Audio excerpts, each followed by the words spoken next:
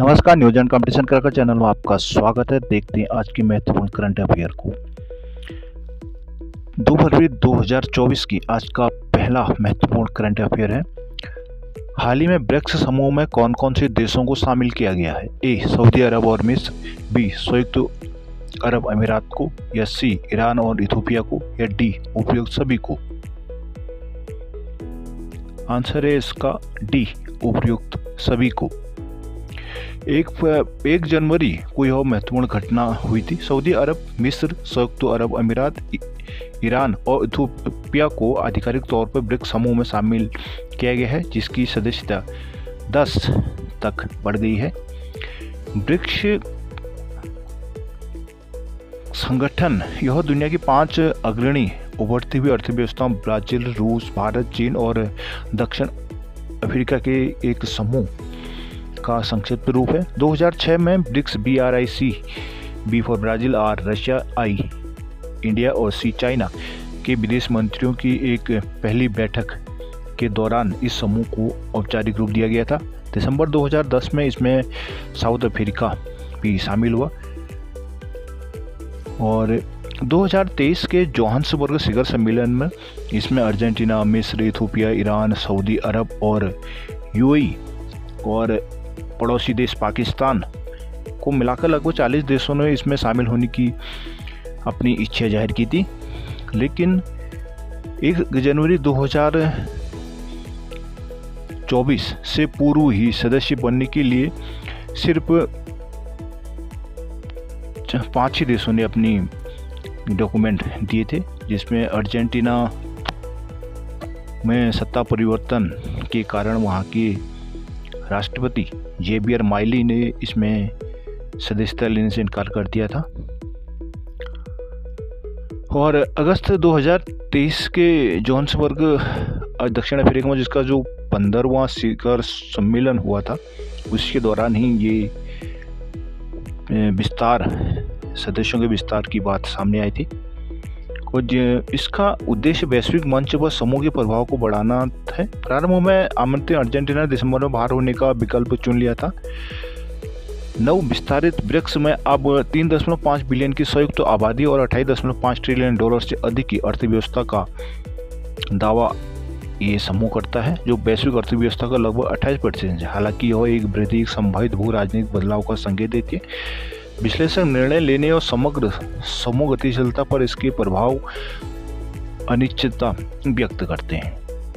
BRICS का जो मुख्यालय है वो अभी शंघाई में है और वर्तमान में इसके अध्यक्ष रूस को इसकी अध्यक्षता करता है।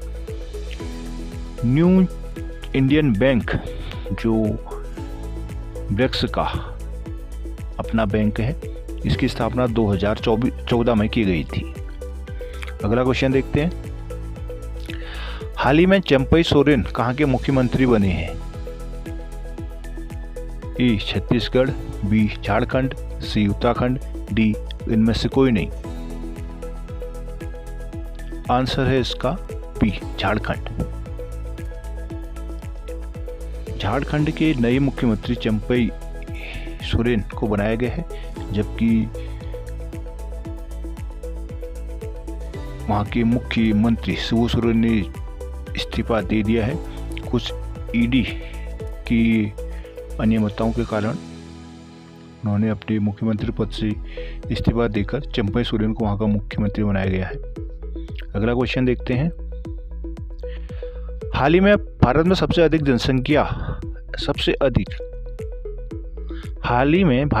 अधिक संख्या में रामसर साइटों का रिकॉर्ड एक राज्य ने बनाया है। सबसे अधिक रामसर साइट कौन से राज्य में है? आंसर इसका ए मध्य प्रदेश, बी तमिलनाडु, सी केरला, डी अरुणाचल प्रदेश। आंसर है इसका तमिलनाडु। रामसर साइट 1971 में रामसर, ईरान के रामसर नामक शहर में आर्द्र भूमि संरक्षण के लिए एक अंतर्राष्ट्रीय संधि पर हस्ताक्षर हुए थे। तभी से रामसर स्थान पर होने के कारण आर्द्र भूमि जो वेटलैंड होती है उस जैसी जगहों को रामसर साइट कहा जाता है।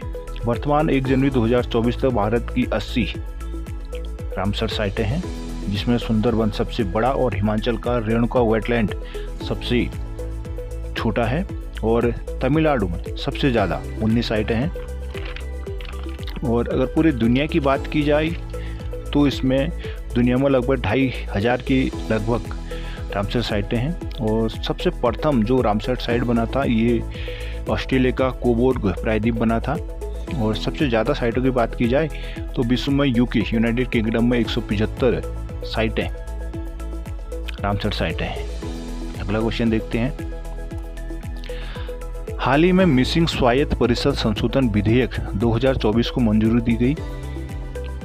ये किस राज्य से संबंधित है? ए राजस्थान, बी असम, सी महाराष्ट्र, डी दिल्ली।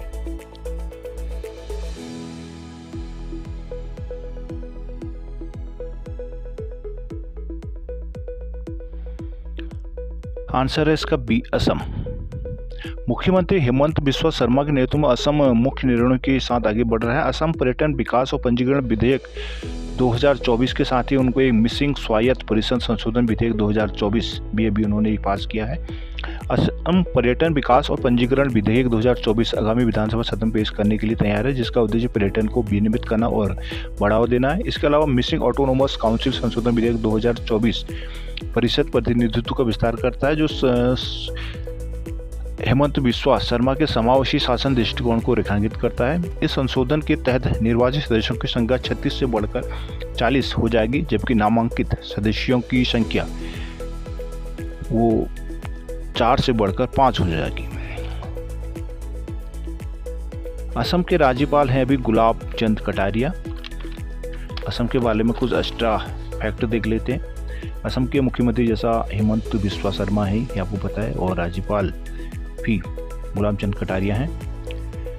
असम ब्रह्मपुत्र एवं बराक नदी की घाटी में है। यहाँ पर चाय और रेशम की फसल बहुतायत से होती है, और तेल ड्रिलिंग का काम सबसे पहले यहीं से शुरू हुआ था, डिगोई क्षेत्र से। असम की राजधानी है दिसपुर, और असम के काजीरंगा और मानस राष्ट्रीय उद्यानों को यूनेस्को के विश्व धरोहर सूची में शामिल किया गया है। अगला क्वेश्चन देखते हैं। हाल ही में नौसेना ने किसे मानचित्रण और निगरानी के लिए कमीशन दी है? ए INS निगरानी, INS संधायक, या INS सवेरा, या INS मानचित्रण। आंसर है इसका INS संधायक। INS संधायक को भारत के नौसेना मानचित्रण निगरानी में एक नया अध्याय जोड़ेगी। 3 फरवरी को विशाखापत्तनम का नौसेना डॉकयार्ड एक महत्वपूर्ण अवसर का गवाह बनेगा, क्योंकि रक्षा मंत्री राजनाथ जी INS संधायक को कमीशनिंग समारोह की अध्यक्षता यहाँ पर करेंगे। कोलकाता में GRSE द्वारा निर्मित 110 मीटर लंबा INS संधायक लगभग 3800 टन वजनी है, और इसमें 80% स्वदेशी सामग्री लगाई गई है। जहाज को 2 मजबूत डीजल इंजनों द्वारा संचालित किया जाता है, जिससे यह सुनिश्चित होता है कि वह 18 नॉट से अधिक की गति तक पहुंच सकता है। 25 दिनों से अधिक की सहन शक्ति के साथ INS संधायक विस्तारित मिशनों के लिए अच्छी तरह से सुसज्जित है। अगला क्वेश्चन देखते हैं। चुनावी वर्षों में एक शब्द अंतरिम बजट काफी चर्चा में रहता है। अंतरिम बजट क्या है? विभागों का अपना बजट, या अस्थायी वित्तीय योजना, सी खास क्षेत्र के लिए विशेष बजट, या डी आंतरिक मामलों से संबंधित बजट।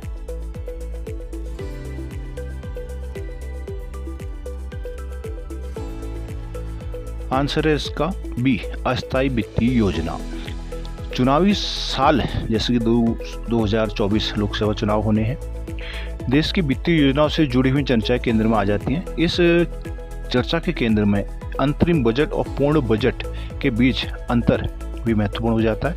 ये 2 महत्वपूर्ण वित्तीय दस्तावेज होते हैं जो देश के आर्थिक प्रेक्षापथ का मार्गदर्शन करते हैं। अंतिम बजट सरकार द्वारा अपना कार्यकाल समाप्त होने या सत्ता परिवर्तन के दौरान प्रस्तुत की जाने वाली एक अस्थायी वित्तीय योजना होती है।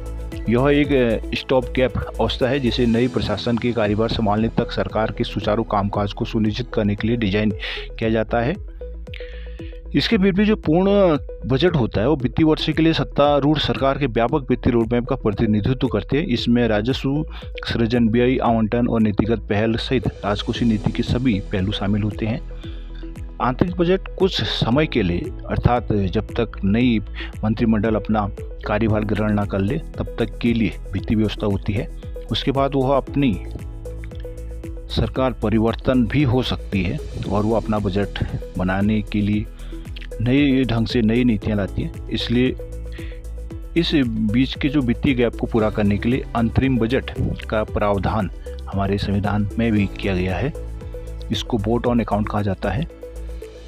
अगला क्वेश्चन देखते हैं। हाल ही में किस पेमेंट बैंक पर आरबीआई ने व्यावसायिक प्रतिबंध लगा दिए हैं? A post payment bank, B Paytm payment bank, C Airtel payment bank या डी इनमें से कोई नहीं।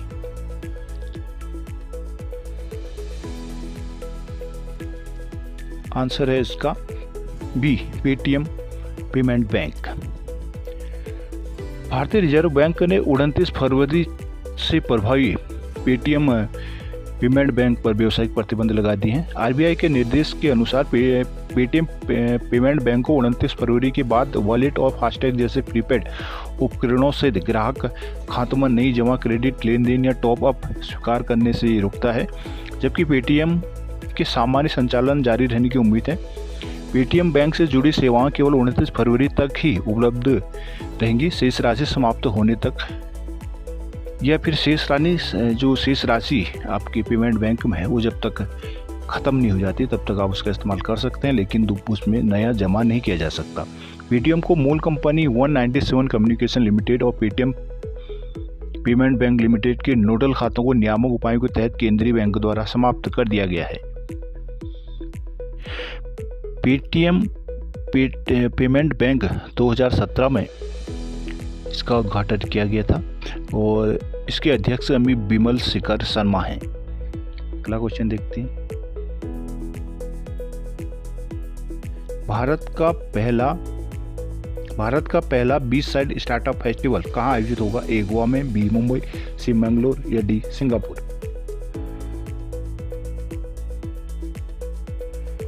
आंसर है इसका सी मैंगलोर में।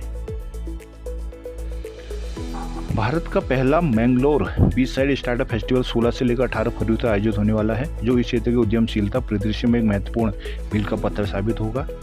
उभरते उद्यमों के पोषण और प्रचार पर ध्यान देने के साथ ही यह कार्यक्रम मैंगलोर में बढ़ते स्टार्टअप पारिस्थितिकी तंत्र के उत्प्रेरक बनने का भी वादा करता है। तपस्या बीच पर TBF के बैनर तले Mangalore beach side startup waste festival रचनात्मक और नवीनता का केंद्र बनने के लिए तैयार है। उत्सव का मुख्य उद्देश्य छात्रों को अपने जीवन विचारों को प्रदर्शित करने का अवसर है। लगभग 20 स्टार्टअप द्वारा अपने अवधारणा को प्रस्तुत करने की उम्मीद है। साथ ही यह कार्यक्रम विभिन्न क्षेत्रों में अभूतपूर्व नवाचारों की एक विविध श्रृंखला को भी आजमाएगा। अगला क्वेश्चन देखते हैं। भारतीय तट रक्षक दिवस कब मनाया जाता है? आंसर है इसका 2 फरवरी, बी 30 जनवरी, सी 1 फरवरी या डी 15 फरवरी। आंसर है इसका सी 1 फरवरी। हर साल 1 फरवरी को भारतीय तटरक्षक दिवस मनाया जाता है, जो देश के समुद्री हितों की रक्षा करने वाले कार्मिकों की वीरता, समर्पण और सेवा के लिए एक श्रद्धांजलि है। यह दिन समुद्री सुरक्षा बनाए रखने, समुद्र में आपात स्थिति का जवाब देने में तटरक्षक अधिकारियों और कार्मिकों के अथक प्रयासों का सम्मान करता है। 2024 में भारतीय तटरक्षक बल अपना 48वां स्थापना दिवस मनाएगा, जो देश की तटीय रक्षा के प्रति अपनी प्रतिबद्धता की लगभग आधी सदी को चिन्हित करता है। हालांकि 2024 उत्सव की थीम की घोषणा अभी नहीं की गई है। चुनी गई थीम निसंदेह नवाचार, उत्कृष्टता और उन्नत समुद्री सहयोग के प्रति तटरक्षक बल की प्रतिबद्धता को प्रतिबिंबित करेगा। अगला क्वेश्चन देखते हैं। फोर्ब्स की हालिया रिपोर्ट के अनुसार दुनिया की सबसे मजबूत करेंसी कौन सी है? ए चीनी युआन, बी कुवैती दिनार, सी इजरायली शेकेल या डी रूसी रूबेल। आंसर है इसका कुवैती दिनार, बी। कुवैती दिनार कुवैत की स्वतंत्र होने, ब्रिटेन से स्वतंत्र होने के साथ ही 1961 में इसकी शुरुआत हुई थी। और वर्तमान में एक कुवैती दिनार लगभग 270.33 रुपये के बराबर है। इसकी मजबूती को इसी के साथ देखा जा सकता है। पर सबसे मजबूती का मतलब होता है कि एक करेंसी से आप कितना सामान सामान्य तौर पर खरीद सकते हैं। मतलब वैश्विक परिदृश्य में हम अपनी एक करेंसी से, एक इकाई से कितना सामान हम खरीद पाएंगे, वही उसकी वैल्यू को दर्शाता है। तो ये एक कुवैती दिनार 270 के बराबर है। इसका मतलब हुआ कि हम 270, एक दिनार से 270 रुपये का सामान मार्केट से खरीद सकते हैं। अगला क्वेश्चन देखते हैं। पीएम मोदी ने राष्ट्रीय स्तर के संस्थान NACIN का उद्घाटन किस राज्य में किया? ए असम, बी राजस्थान, सी आंध्र प्रदेश, डी इनमें से कोई नहीं। आंसर है सी Andhra Pradesh. NACIN national academy of custom, indirect tax and narcotic है इसका, और इसका आंध्र प्रदेश में अभी प्रधानमंत्री द्वारा इसके परिसर का उद्घाटन किया गया था। अगला, कौन सा देश यूक्रेन पर वैश्विक शांति शिखर सम्मेलन की मेजबानी करने को सहमत हुआ है? ए स्विट्जरलैंड, बी मालदीव, सी मॉरिशस या डी सिंगापुर। आंसर है ए स्विट्जरलैंड। स्विट्जरलैंड यूक्रेन के राष्ट्रपति व्लादिमीर जेलेंस्की ने 24 फरवरी 2022 को जापान में रूस के आक्रमण से उत्पन्न संघर्ष को हल करने के लिए उद्देश्य से वैश्विक शांति सम्मेलन की मेजबानी का प्रस्ताव दिया था, जिसको सिंगापुर उसकी मेजबानी करने के लिए तैयार हुआ। अगला क्वेश्चन, हजारों पक्षियों के आगमन के लिए चर्चित घराना वेटरन संरक्षण रिजर्व किस राज्य में स्थित है? ए हिमाचल, बी जम्मू एंड कश्मीर, सी उत्तराखंड या डी राजस्थान। आंसर है इसका बी जम्मू एंड कश्मीर। जम्मू कश्मीर में घराना वेटलैंड संरक्षण रिजर्व स्थित है।